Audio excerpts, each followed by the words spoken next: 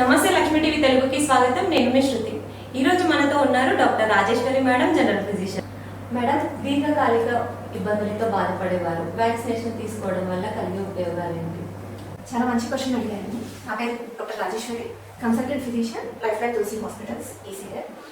చాలా మందికి ఒక అపోహ ఉంటుంది, అంటే వ్యాక్సినేషన్స్ మనం తీసుకోవచ్చా తీసుకోకూడదా, ఒకవేళ తీసుకుంటే ఎవరు తీసుకోవాలి, ఏ వయసులో తీసుకోవాలి, ఎప్పుడు తీసుకోవాలి అని.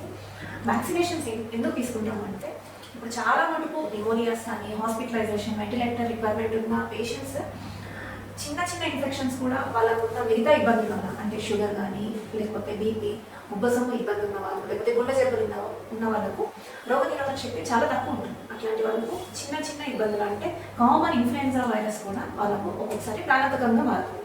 ఇట్లాంటి వాళ్ళకు వ్యాక్సినేషన్ తీసుకున్నట్లయితే, అది ఇన్ఫ్లుయెన్జా అవ్వనివ్వండి, న్యూమోకాకల్ వ్యాక్సినేషన్ అవ్వనివ్వండి, ఏదైనా సరే కండిషన్ సీరియస్ అయ్యి వెంటిలేటర్ వరకు వెళ్ళకుండా జస్ట్ మనకు టాబ్లెట్స్లో లేకపోతే సింపుల్ హాస్పిటలైజేషన్తోనే రికవరీ బెటర్గా ఉండే ఛాన్సెస్ ఉంటుంది.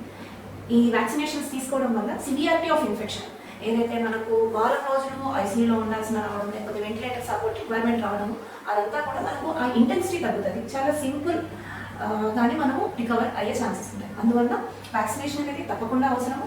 మెయిన్గా 60+ ఉన్న వాళ్ళు, ఏజ్, లేకపోతే బీపీ, షుగర్, ఉబ్బసం ఉన్న వాళ్ళు, ఆల్రెడీ స్టిరాయిడ్స్ వాడుతున్న వాళ్ళు, ఇన్హేలర్స్ వాడుతున్న వాళ్ళు, లేకపోతే గుండె జబ్బులు ఉన్న వాళ్ళు, క్యాన్సర్ పేషెంట్స్, ఇట్లాంటివన్నీ వాళ్ళ వైద్యుల సలహా మేరకు వ్యాక్సినేషన్ తీసుకోవాల్సింది.